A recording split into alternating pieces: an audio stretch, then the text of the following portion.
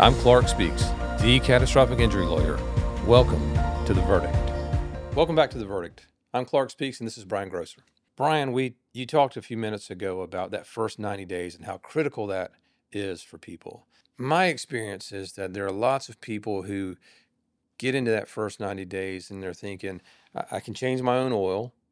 I can do my change the vents. I mean the filters in my air conditioner.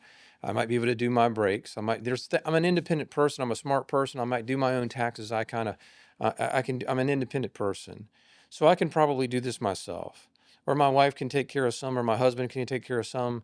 And what are some of the mistakes that people can make during that first 90 days that are uh, potentially harmful and that can cost them lots of money? There's a lot that can happen, and the reason I say 90 days, there's a mechanism in the comp system in North Carolina that's called a Form 63, and this is the ability for the insurance carrier to quote unquote accept your claim. And the reason I say quote unquote is they will pay for you to be out of work. If you're out of work, they'll pay you the benefits and they'll pay for your medical treatment. But this is all during an investigatory time where they may serve discovery, where they may do what's called a medical trace report and run back and look at your medical treatment, not just for this claim, but for treatment that you've done for the past 5 years. They may run what's called an ISO report, where they go and look at prior claims that you have filed, whether it's a workers' comp claim or whether it's a motor vehicle accident or some personal property. They're mainly looking for bodily damage to your own body, not to your car, but to you. That's what they're looking for in those reports. These 90 days are when they are actively, they may be saying, hey, Joe, everything's going well. We're authorizing your treatment, everything else. Behind the scenes, they are working feverishly to fully investigate your claim and to see is there any reason to deny it, because the law allows for them, if they filed that Form 63, even though they're making those payments, allows for them on day 89, if they want to deny your case. And I've seen that happen. I've seen it happen where the employee thought everything was going fine, right? I'm getting paid while I'm out of work. I'm telling the adjuster everything that she wants to know or he wants to know. I'm cooperating every which way I can. And all of a sudden I got this denial. What the heck happened? And now I'm not getting paid. And now the employer doesn't want me to come back to work. Like, they won't talk to me. What's going on? What was going on is you were telling the adjuster everything they wanted to hear during their investigation phase of your claim. And the only reason that they are investigating your claim is not to see how much value there is to it and how many benefits you're going to get out of it. It's to see if they can deny your case, right? So they are actively working behind the scenes, and they may even do surveillance during that time period, something that is common in a workers' comp case, just to see if they can deny their claim. And you may just be coasting along thinking everything's fine and there are no issues and everything's being handled and I'm okay, when behind the scenes they're going to drop a hammer on you on day 89. Well, what can an experienced workers' compensation lawyer do to protect you during that window of time? One of the things that happens during that time period is you get directed, and this is true in most any case. You lose control of the ability to direct care. Like, if it's the carrier's paying for treatment, then they're going to direct you to care. They're going to say you got to go see this doctor and you got to go see this facility.